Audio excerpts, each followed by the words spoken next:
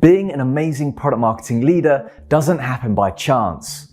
It happens by habit. Product marketing certified leadership has been built on the back of decades worth of experience from some of the world's best known brands with one goal in mind: helping you be the best leader you can be. Crammed with real life case studies, over 12 hours worth of content, templates, exams, and more, this course is everything you need to lead with authority, confidence, influence, and innovation. Every piece of material within the 7 modules and 29 chapters has been vetted, tested, and approved by senior level product marketers from companies like Amazon, Uber, and HubSpot, serving up game-changing insights throughout.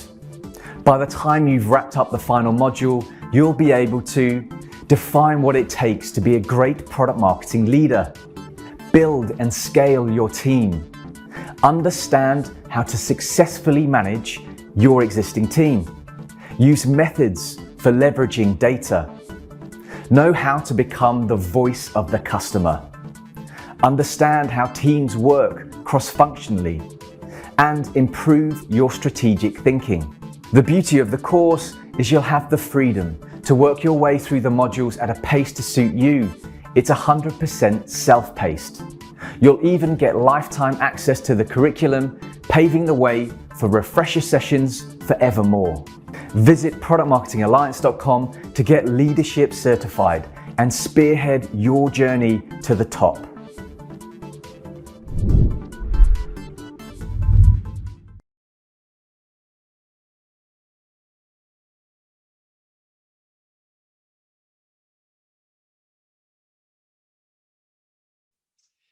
Hello, everyone. My name is Amit Joshipura. I'm so thrilled to be part of this conference. I will be speaking on pivoting businesses, what I call a product marketing's dream come true. This idea of taking an existing business, your organization, and discovering a new industry, a new stakeholder group, a new opportunity for the business to grow. So in my specific example, I will reference an employer that I was at previous to the one I'm with today. So I do currently work for Dexcom, which is a diabetes technology company, both in part and go-to-market strategy.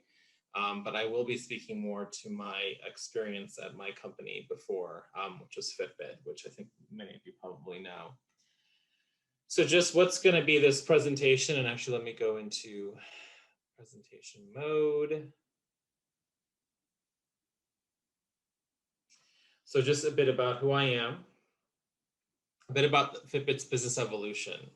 So how it came about that we went from a B2C to a B2B company.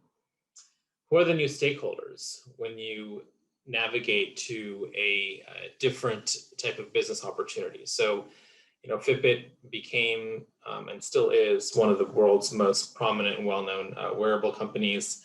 They were focused on health, fitness, holistic well-being through their trackers and smartwatches. And it was the brilliant idea of our general manager, Amy, to pivot into group wellness and into a B2B offering. And so we'll speak a bit about what my role was in terms of helping to grow that B2B opportunity. Where can there be overlap when you're looking at going from a B2B to, or rather B2C to B2B, or really in any case? I mean, I look at your organization and think about what are the opportunities to go maybe after a different patient group or a different user base or a user group, what have you, to decide how to grow the business. And so what was exciting for me was just to kind of usher in Fitbit through a new health opportunity that really wasn't kind of at the inception of the company. It was a whole new opportunity. And I'll go through an example of what we did to kind of map what we had created for Fitbit Health Solutions.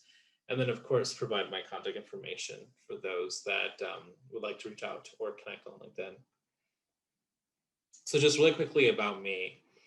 I do have a bachelor's in biomedical and electrical engineering from Duke, and then an MBA from University of Michigan. My work career has kind of traversed several different industries. My pre-MBA career was primarily in IT and consulting. So I did both IT consulting and general strategy consulting for 2 companies, Cisco and LAK Consulting. Post business school has been all in health tech, been really focused on product management and product marketing opportunities within health tech, so Medtronic, and I've spanned the cardiology, neurology, and diabetes organization, and then of course my time at Fitbit, which is now Google, as the head of product marketing, and then I'm currently sitting at a company called Dexcom, like I said, which is where I'm leading product and commercial efforts for new patient groups for the organization as it grows and tries to address more of the diabetes population. So a bit of the evolution. So, obviously Fitbit was born and bred with the 2 founders, Eric Friedman and James Park, both engineers who wanted to think about how to take the Nintendo Wii technology. Crazy enough, the Nintendo Wii was kind of the inspiration for Fitbit and how to make the organization something relevant for more consumers. That was back in 2017, so like almost 14 years ago. And since then has obviously traversed quite a lot to become the company it is today. So, grew over years to become one of the top trackers and wearables, to the point where they became, a IPO potential, which it hit in 2015. We had about 100 million active users, 100 million plus active users that leveraged the wearables. 2016 was when they want to become a digital healthcare company. That's where they really decided that they wanted to go from just purely a wearable tech or a fitness company or a consumer tech company to a digital healthcare company. And that was a important point because it was really the beginning of this B2B business, which is what I'll speak to, Fitbit Health Solutions. 2018, we actually launched one of our biggest B2B client partnerships with Blue Cross Blue Shield, and really entrenched ourselves into into the space of digital health therapeutics. So we went from kind of a pure holistic wellness, well-being company to actually being a meaningful health services company. So partnering with organizations, payers, to become a valued health partner to those that are part of these organizations. And that was kind of a critical turning point for Fitbit because it was no longer just a pure direct-to-consumer business. And then, of course, the most recent news of the acquisition by Google is really going to further the goals of wellness and digital health and continue building on this B2B business. So when you think about B2B businesses, you have to realize that sometimes these are totally different customers. And that's really where I think we begin to realize that you can't just stick to one single customer or one point of view or one point of contact. So Fitbit's new stakeholders that they never had before, which could be daunting for companies, but if you have the right marketing organization, the right PM groups, product marketing groups that are ready and able and willing to pivot towards a different type of industry, then you're ready. So I've listed some customer types that Fitbit had never talked to and needed to as we grow our B2B business. So, going to hospitals, health plans, partners, and brokers are 4 kind of archetypical customers that a B2B wellness company is going to go to. Stakeholders in those different channels could include program directors, plan directors, innovation managers, head of partnerships, executive administrators, chief human resource officers. These are people that Fitbit had never talked to. There was no alignment with the existing customer base. But you should never be afraid to talk to customers you've never talked to before, because you'll learn things about how you can apply your business in ways that you never thought you could before.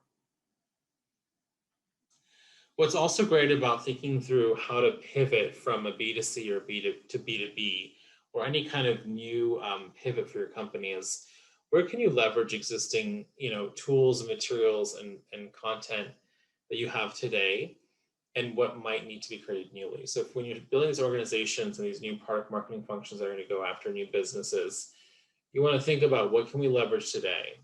Well, we leveraged all of the customer journeys and mapping that Fitbit had done for the consumer basis because we're still going to be B2B to C. The plan was not to be just B2B because we make our business customers look good if we're able to show strong enrollment numbers. So, what can be leveraged? Customer journeys and mapping, sales effectiveness tools and templates. So remember that most of our B2C customer base, we still talk to retailers like Target, Best Buy, Walgreens, Walmart. Those also had sales reps. Those still had enterprise reps that were very effective at launching big consumer deals. And so that was what we leveraged for our B2B business, because we had hired a whole new enterprise rep base for calling into B2B customers. FAQs, all the support content, because again, you're using the same technology. We still use the Fitbit devices. The core technology was the same. We weren't building new dedicated products for B2B. What we're building was dedicated population dashboards. But at the minimum, you could still leverage what FAQs, and then social media activity. Again, any consumer who learns about your product or your technology, very relevant to send it to your business clients as well. They can see the groundswell, the interest that people have in terms of leveraging your product.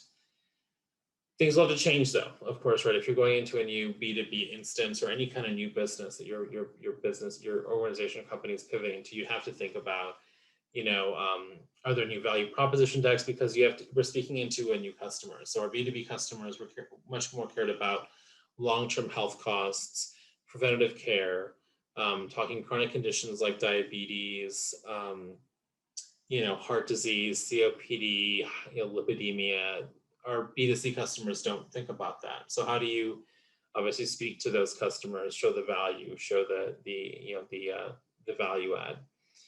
Virtual demos, obviously customers need to see, business customers need to see the products that you're offering, the B2B offering. So virtual demos are critical.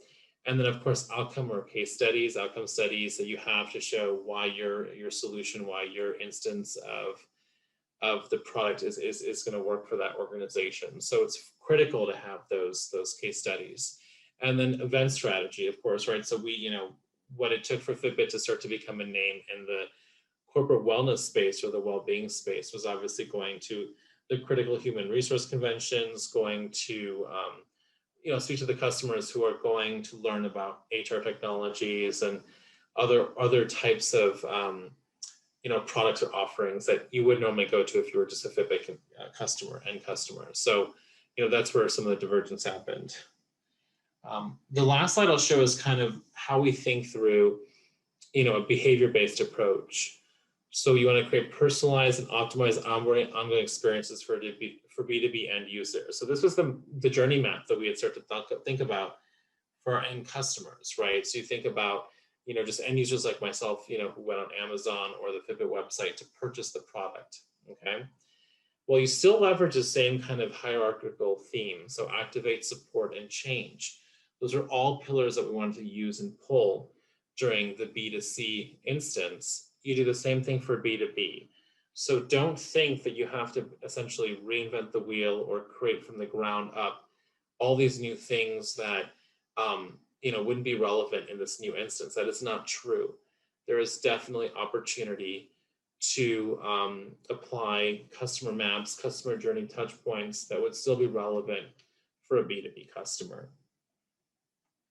So thank you so much for your time. I really hope that this was knowledgeable in terms of how do you not only pivot to a new business where you've never talked to those customers, but what can be leveraged, what can be repeated, and what might have to be created newly, and what it takes to be able to be a meaningful instance in a different channel, geo market, wherever that your company hasn't been before. It was a thrill of a lifetime, honestly, to be able to take Fitbit, which is a well-known loved device that people would think every fitness enthusiast would have, and how do you pivot that into more of a B2B instance. So I provided my personal email and my LinkedIn for those that would like to connect. Thank you so much and have a wonderful day. Bye-bye.